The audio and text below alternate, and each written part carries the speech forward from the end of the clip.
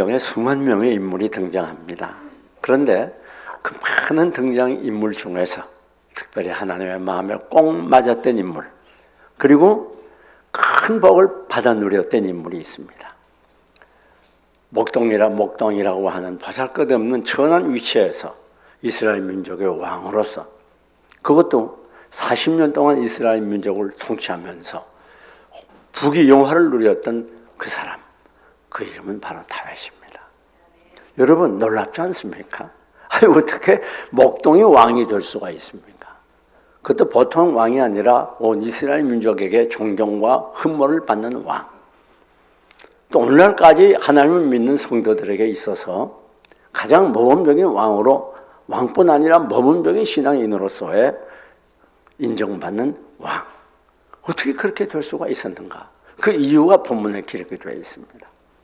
여러분 본문 1절을 보게 되면 만군의 여호와여 주의 장막을 어찌 그리 사랑하는지요. 내 영혼이 여호와의 궁경을 사모하여 쇠약하며, 그렇게 기록해 놨어요. 참 놀라운 말씀입니다. 주의 궁전, 하나님의 전을 사모하는데 사모하여 쇠약해졌다. 여기 사모한다고 하는 이 히브리어 원어는 열정을 가르치는 거예요. 그냥 보통 그냥 그리워하는 게 아니라 막 열심히 해서 견딜 수 없는 거예요. 또 쇠약해졌다는 말은 헬라 원어를 보면 죽게 됐다, 죽었다, 끝장났다, 망했다, 그런 뜻이 있어요. 그 말씀 무슨 말인가 하면 여호와의 전을 어느 정도 사모했는 거 아니? 막 그냥 죽을 지경으로 이젠 견딜 수 없어, 내가 죽게 됐어, 그럴 정도로 사모했다는 말입니다. 그런데 더더욱 놀라운 게 있습니다. 어느 때 이 말씀을 기록했는가 하면 이 다윗 왕이 편안하게 살다가 됩니다. 그 아들 압살롬에게 왕권을 빼앗기고 쫓겨 다니면서 이 시편을 기록했다고 하는 거예요. 생각해 보세요. 다른 사람도 아닌 이 아들에게 왕권을 뺏겼습니다. 얼마나 수치스럽습니까? 뿐만 아니라 그렇게 정성을 다해 키우니 아들이, 믿고 의지했던 아들이 자기 왕권을 뺏었어요. 백성들을 유혹해가지고 자기를 내쫓았습니다. 그래서 자기를 따르는 무리들과 더불어 이것저것 방황하는 그때 얼마나 마음에 자식에 대한 증오심과 실망감과 또 어떻게 하면 다시 내가 왕권을 찾을까 하는 그런 마음으로 가득 차 있을 그때 그는 그런 걸 생각한 게 아니에요. 여호와의 궁전을 사모했어요. 이게 얼마나 위대한 일인지 모릅니다. 여러분 오늘 우리가 하나님 믿으면 어차피 복받고 은혜 가운데 평탄하게 살아야 되지 않겠습니까? 다윗처럼 인정받으면서 살아가야 되지 않겠습니까? 근데 그렇게 되지 못하는 이유가 어디 있는가? 오늘 본문을 통해서 한번 살펴볼 필요가 있어요. 본문 3절에도 뭐라고 그랬죠?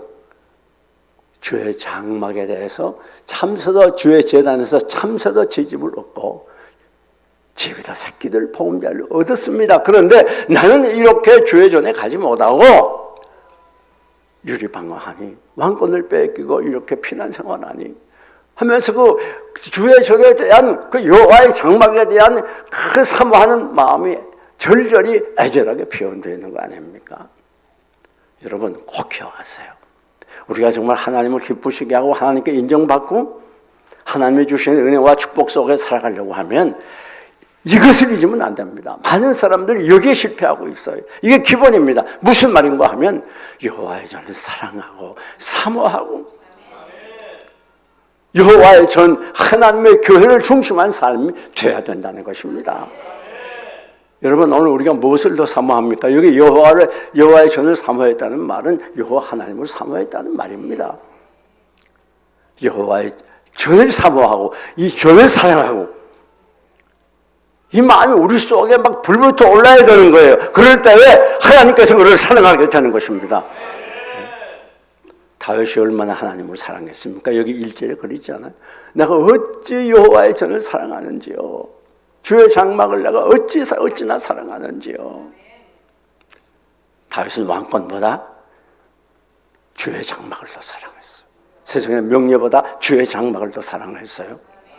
여러분 정말 사랑하는 게 뭡니까? 의지하는 게 무엇입니까? 여러분이 사랑한다는 말은 그것을 중심에서 산다는 말이에요. 여러분의 중심이 뭡니까? 여호와의 장막입니까? 아니 그보다 돈 많이 버는 것입니까? 명예를 얻는 것입니까? 권세 얻는 것입니까? 아니면 세상에 나가서 엔joy하고 즐겁게 사는 것입니까? 우리 그리스도인들의 삶의 중심이 바로 여호와의 전해야 되고 하나님의 교회해야 되고 하나님께 나와 예배하고 하나님을 찬양하는 것, 이것이 우리의 삶의 중심이 되어야 되고 이것이 우리 삶의 가장 큰 보람이 되어야 되고 우리 삶의 행복과 즐거움이 될 때 그는 신자다운 신자, 능력 있는 신자, 신자 구실하는 신자가 될 수가 있는 것입니다. 여러분, 아브라함, 이삭, 야곱, 하나님께서 그들을 믿음의 조상으로 세웠어요. 오늘날까지 아브라함, 이삭, 야곱 하면 모르는 사람이 없습니다. 신자들은 믿음의 조상으로 가장 모범적인 신앙의 삶을 살았다고 인정을 하고 있고 하나님께서 그들을 높이 세웠어요. 왜요? 그들은 가는 곳마다 제단을 쌓았습니다. 가는 것마다 제단을. 하나님의 예배를 얼마나 기뻐하시는지 몰라요. 이 예배가 하나님께서 우리에게 명령하는 것이고 하나님이 우리가 행하는 모든 신앙 행위 중에서 가장 기뻐하는 것이 바로 예배입니다. 예배 잃어버리면 다 잃어버리는 거예요. 그리스도인들은.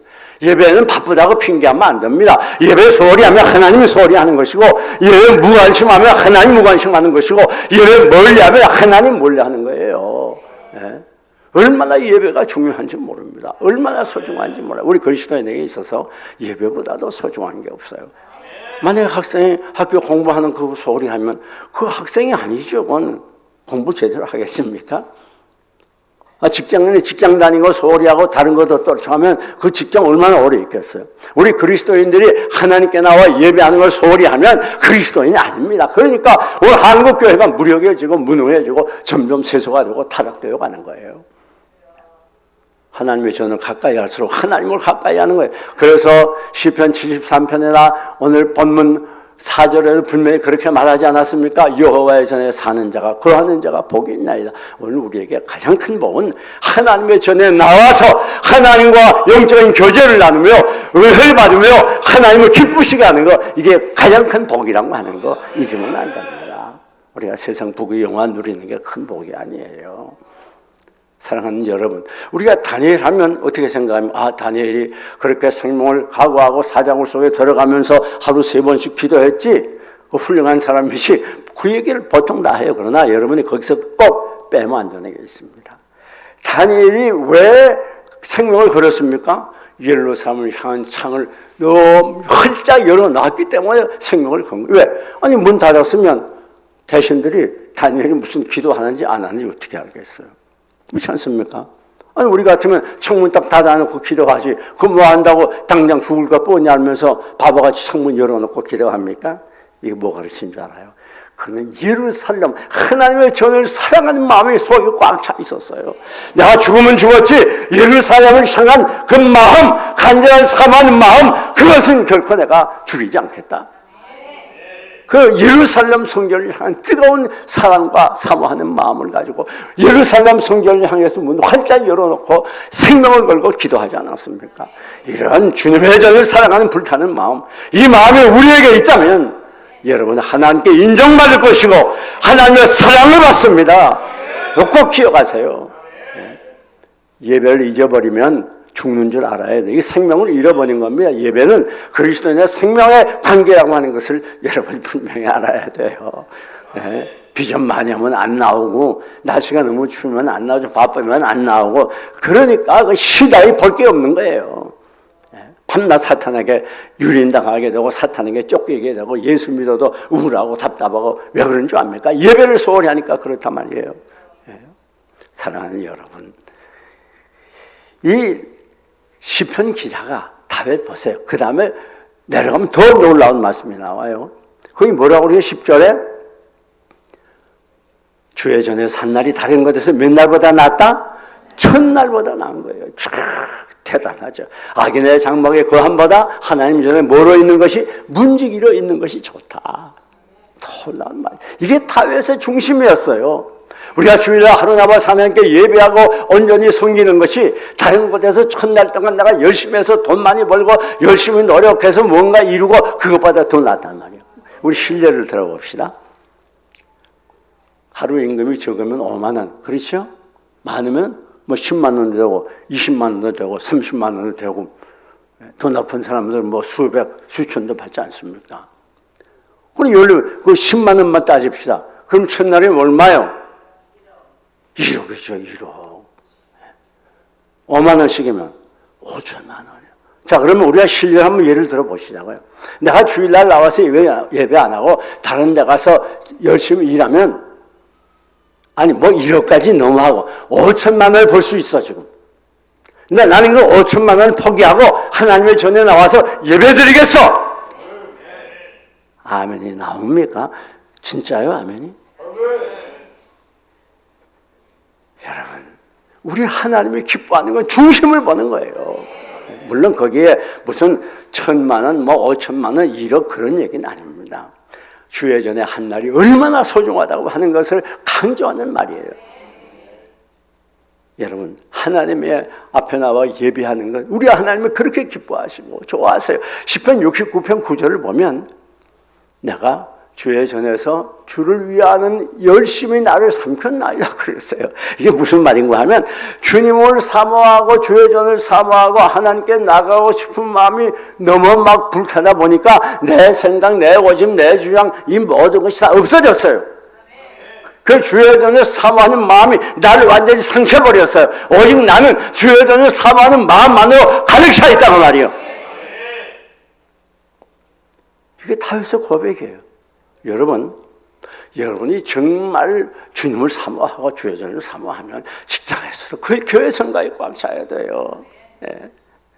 정말 의회 충만히 받아보세요. 성령 충만 받아보세요. 세상 일 하면서도 교회에서 또 오라고 안 하나. 그냥 교회 가고 싶은 마음이 이런 경험 좀 해보셨습니까? 해봤어야 아멘을 하죠. 세상 일을 하면서도 교회가 가고 싶고 교회가 그리워 근질근질해서 못 견뎌요. 이 교회에서 오라고 안 하나? 아멘이 안 나오지. 사랑하는 여러분, 이 하나님이 전처럼 귀한 게 없어요. 그래서 오늘 우리는 주의 전을 사모하고 이 하나님의 전 중심에서 삶을 살아가야 되는 것입니다. 보통 사람들이 개인 이권을 따라서 살아가요. 또 가정 중심, 또 직장 중심, 세상 것 중심이에요. 세상 쾌락 누리는 것 중심. 아닙니다. 우리의 삶의 중심은 바로 하나님의 전이라는 걸 기억하시기 바랍니다. 그래가지고 이사가는 것도 직장 따라 이사가고 무슨 아이들 좋은 학교 따라 이사가고 어떤 편리를 위해서 이사가요. 아닙니다. 우리 교회가 일이 지금 오니까 일이 이사 오는 가족들이 있어요. 요 바로 아파트 얼마나 좋습니까? 요 아파트, 요 앞에 아파트 우리 교회 아파트예요. 얼마나 신앙생활하기 좋아요. 아니 우리 김용태 집사님, 김보라 집사님 가정은 이 동생 가진 우리 교회 집사님인데 여기 나왔다 우리 교회 예배 한번 드려보고 저 예산에서 여기까지 이사 왔어요. 요 앞으로. 이게 왜 그런 줄 알아요? 그거 하나 보면 그가 얼마나 주님을 사랑하는가 그걸 알 수가 있어요. 이제부터 여러분 세상 중심이 아니라 하나님의 전, 하나님을 중심하시기 바랍니다. 거기에 은혜가 있고 축복이 있고 하나님의 인도하심이 있고 하나님의 도우심이 있어요. 여러분 우리의 가장 심각한 문제는 사모할 걸 사모하지 못하고 세상 것을 사모해서 그러니까 우리의 신앙이 약해지고 우리의 신앙이 병들고 우리의 신앙이 세소가 되어가고 타락되어가는 원인이 거기 있는 겁니다. 사랑하는 여러분, 그런데 왜 우리가 주의 전에 산 날이 다른 것에서 첫날보다 나은가? 또 주의 전에 차라리 문지기로 있는 것이 좋다. 주의 전에서 우리가 나와서 예배하고 봉사하고 헌신하고 찬양하고 이 모든 일들이 세상 사는 것에서 큰 것을 얻을 수 있는 것보다 훨씬 귀하다고 말이에요. 훨씬 아름답다고 말이에요. 훨씬 소중하다고 말이에요. 그래서 주의 집에 사는 자는 복이 있다고 하는 거 아닙니까? 사랑하는 여러분, 왜 주의 전에 한 날이 다른 것에 첫날보다 나은가? 오늘 본문 4절이 저희가 항상 주를 찬송하리이다. 항상 주의 전에서 찬송할 수 있기 때문에 여러분 어디 가서 우리가 마음껏 이렇게 찬송 부르겠어요? 이건 우리가 하고 싶어서 쉬어서 안 하는 것도 아닙니다. 내 이권 위에 사는 것도 아니에요. 에베소 1장 보면 1절부터 길게 뭘 나열하는 줄 알아요? 하나님은 우리를 선택하시고 부르시고 하나님의 자녀로 삼은 이유가 하나님을 찬미하게 하려 함이라. 이사야 43장 21절을 보면 하나님께서 자기 백성을 불러주시고 우리를 만드신 이유가 창조 이유가 바로 하나님을 찬송하게 하기 위함이라고 했어요. 하나님이 우리가 찬송하는 거 그렇게 기뻐하세요. 예. 근데 우리가 어디서 그렇게 찬송하겠어요? 찬송을 부르면요 얼마나 좋습니까? 그뿐 아닙니다. 시편 23편 3절을 보게 되면 찬송적에 거하시는 여호와여, 우리가 찬송을 부를 때 하나님의 영이 우리에게 임재해요.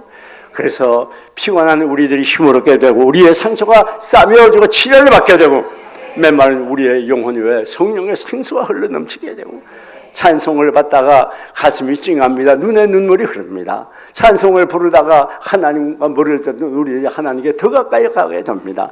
찬송을 부르다가 우리의 심령이 염려와 좌절과 절망에 빠져있던 우리들로 하여금 새로운 희망과 용기를 갖게 합니다. 찬송을 부르다가 죄를 회개하고 잡아가게 합니다. 찬송을 부르다가 멀어졌던 우리의 심령이 하나님께 가까이 나가게 됩니다. 이 찬송은 세상 노래와 달라요. 뭐 미스트롯 그거 19번에 쓰는 거 좋아가지고 인기라네요. 신문 보니까. 그래가지고 사람들이 그보다 찬송을 불러보세요. 그런 즐거움과 비교가 되지 않아요. 맛을 봐야 맛을 알지요. 맛을 봐야.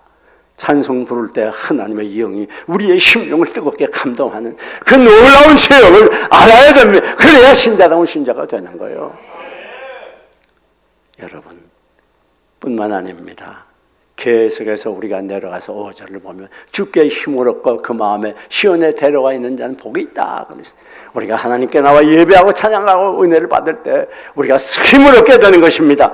이건 세상의 힘 그런 변화되고 곧 없어질 힘이 아니에요. 하나님이 주시는 힘이에요.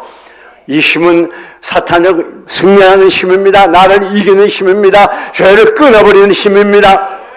깨끗하고 거룩하게 살 수 있는 힘이에요. 문제를 해결하는 힘입니다. 환난 시련을 승리할 수 있는 힘입니다. 우리를 넘어진 자리에서 붙들어 일으키는 힘입니다. 우리를 도와주는 힘입니다. 약한 우리를 강하게 하는 힘입니다. 이런 힘 어디서 얻을 수가 있어요? 하나님께 나와 예배하는 중에 시온에 데려가 있단 말이 무슨 말이에요? 시온은 성전을 가리키는 거예요. 데려는 사모하는 마음을 가리키는 겁니다. 우리가 하나님의 은혜를 사모하고 하나님의 은혜를 사랑하게 될 때 하나님은 우리에게 힘을 주는 거예요. 이 시간에도 하나님이 주는 큰 힘과 능력을 공급받으시기를 축원합니다. 여러분, 이 나폴레온이 월터루 전쟁에 실패하고 세인트 헬레나 유배가 됐어요. 비참한 처지에 있게 될 때 기자 가서 물었습니다. 당신의 일생에 가장 행복한 때가 어느 때입니까? 그러니까 나폴레온이 하는 말, 내가 어느 날 교회에 들어가서 예배를 드리는데 그때 제 일생에 가장 행복한 때입니다. 그렇습니다.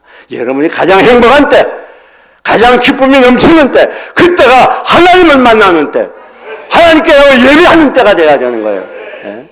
세상 거 따라갈 때 행복을 느끼고 정작 하나님께 예배하면 이거 지루하고 답답하고 시간 아깝고 그건 교인이 아니에요. 믿으려면 바로 믿어야 되고 신앙생활 하려면 바로 해야 되는 겁니다. 여러분 뿐만 아닙니다. 오늘 본문 보니까 6절에 저희는 눈목을짜기로 행할 때 그것을 많은 셈의 것이 되게 하고 이른비로 은택을 입히나이다. 이른비로 적신다. 복을 채워준다 그랬어요.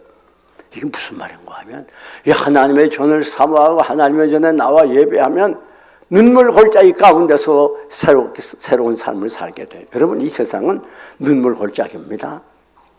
골짜기라는 건 뭔가 하면 힘이 들다고 말이에요. 우리가 보통 길을 걸어가는 것보다 골짜기 얼마나 힘이 듭니까? 넘어지기도 하고 발이 깨이기도 하고 숨도 차고 골짜기 힘든 거에 무슨 말인가 하면 이 세상의 삶이라는 건 골짜기인데 이 세상의 삶이라는 건 고통이요 괴로움이요 눈물이라는 말이에요. 눈물 없이 갈 수 없는 게 이 세상이에요. 이 세상은 삶 자체가 골짜기예요. 편안한 게 아닙니다. 그냥 평편대로 편안하게 걸어가는 게 아니에요. 세상이라는 건 다 골짜기예요. 골짜기. 그래서 무슨 골짜기야? 눈물의 골짜기입니다. 눈물 없이 살 수 없는 게 인생이에요. 예. 외로움의 골짜기, 환난의 골짜기, 고독의 골짜기, 가난의 골짜기, 질병의 골짜기, 이런 고통의 골짜기를 우리는 걸어가고 있는 겁니다. 어디 가서 우리가 위로를 받고 어디 가서 힘을 얻고 어디 가서 우리의 영혼이 소생할 수 있습니까? 없어요, 세상에. 여러분, 시편 23편을 보면 다윗이 뭐라고 그럽니까? 내가 사망의 음침한 골짜기를 다닐지라도. 이 세상은 사망의 골짜기예요. 때로는 너무 힘들어서 죽을 수도 있어요. 너무 힘들어 죽는 사람도 많지 않습니까? 자살자가 얼마나 많아요. 사고 나서 죽기도 해요. 여러분, 죽지 않아도 죽을 정도로 힘이 들어요. 아무리 살려고 노력하고 발버둥치고 애를 써도 되는 일이 없어요. 죽을 것 같아요. 더 이상 생을 연장하고 싶지 않아요. 죽었으면 좋겠어요. 왜? 이 세상은 사망의 골짜기이기 때문에 그래요. 우리 눈물 없이 살 수 없어요. 이 세상 어디에서 위로를 받을 수 없어요. 그러나 감사한 일은 하나님의 전에 나와 하나님께 예배하며 찬송하며 말씀을 들으며 기도하게 될 때 이 하나님의 전에서 예배드리는 그 시간, 하나님의 위로가 우리를 위로해주고 성령에 우리의 눈물을 닦아주시고 우리에게 새로운 은혜를 베풀어 주시는 거예요. 눈물 골짜기로 통행할 때 그것은 많은 삶의 곳이 된다는 말은 그때 당시에 팔레스틴은 주로 가문 지역입니다. 비가 별로 없어요. 그렇기 때문에 여행객들이 힘들어하기 때문에 웅덩이를 많이 파놓고 비가 오게 되면 그 웅덩이에 물을 받아 놓습니다. 그리고 여행객들이 지나가면서 그 물을 마시게 했던 것입니다. 맞습니다. 오늘 우리가 이 음침한 사망의 골짜기, 고난과 눈물의 골짜기를 지나고 하나님께 나올 때 이것을 하나님께서 왜 물을 많이 생수를 준비해 놓으셨어요. 충분히 마실 수가 있습니다. 그러면 너희는 다 물러 나오라. 돈 없이 값없이 와서 포도주와 젖을 사라 그러지 않았습니까? 여러분 이 시간에 한 번도 빠짐없이 은혜 생수를 마시기를 축원합니다. 우리가 말씀 전하기 전에도 주님의 성령 간절히 찬송 부르는 이유가 뭡니까? 우리가 마음을 열고 간절히 사모하는 마음으로 하나님이 주신 은혜의 생수를 마시기 위해서가 아닙니까? 뿐만 아닙니다. 눈물골짜기로 통행할 때 또 그것으로 많은 샘의 곳이 되게 이른비로 은택을 입히나이다. 그게 무슨 말인가 하면 이 팔레스타인에는 이른비가 9월, 10월에 나리게 됩니다. 그 비는 땅을 촉촉하게 적시고 부드럽게 만들어서 곡식을 심으면 파전기거든요. 잘 곡식이 심겨지고 자라게 하는 거 그게 이른비입니다. 사랑하는 여러분, 성령께서 오늘 여러분들의 마음을 감동하시고 부드러운 마음을 주셔서 이 돌짝과 가시와 귓가와 같은 우리의 마음이 옥토가 되어지고 그래서 이 말씀의 씨앗이 떨어지게 될 때 여러분의 심령 깊이 박히게 되고 이 말씀을 통하여 새로운 힘을 얻고 이 말씀을 통하여 능력을 받아서 이 말씀을 통하여 여러분의 믿음이 견고해져서 오늘로 일주간 남은 시간 동안 하나님을 의지하고 승리하는 승리자가 되게 주신다는 말씀입니다. 그러니 이 하나님의 전이 얼마나 중요하고 우리가 하나님께 나와 예배하는 것이 얼마나 필요합니까? 그 다음 8절을 보면 만군의 여호와여 내 기도를 들으소서 야곱의 하나님의 내 기도에 귀를 기울이소서. 그래서 이 하나님의 죄는 마음껏 기도할 수 있는 처소가 돼요. 그래서 성경은 그렇게 말했죠. 성전은 만민이 기도하는 집이라. 그래서 여러분 우리가 때를 따라 간절히 마음껏 부르실 수 있는 장소 그건 여기밖에 어디가 있냐고 말이에요. 사랑하는 여러분, 우리는 눈물의 골짜기를 지날지라도 낙심하지 않습니다. 절망하지 않습니다. 존 버녀는 복음을 전하다가 12년 동안 감옥에 갇힙니다. 감옥이라고 하는 눈물의 골짜기 속에서 고통당할 수밖에 없었어요. 그러나 그는 낙심하지 아니하고 그것에 철로 역정이라는 책을 써서 그는 그 책을 통하여 큰 역사를 이루는데 성경 다음에 많이 읽힌 책으로 유명하지 않습니까? 예수는 나의 힘이요 내 생명 되시니 구주 예수 떠나가면 죄중에 빠지리 눈물이 앞을 가리고 내 맘에 근심 쌓일 때 위로하리 누구시냐 주 예수. 말씀을 정리합니다. 이제부터 우리의 남은 여생은 다윗과 같이 하나님의 전을 사랑하고 이 전을 사모하고 이 전 중심의 삶을 통해서 다윗이 받았던 모든 복을 받아 누리시기를 주님의 이름으로 축원합니다. 축원합니다.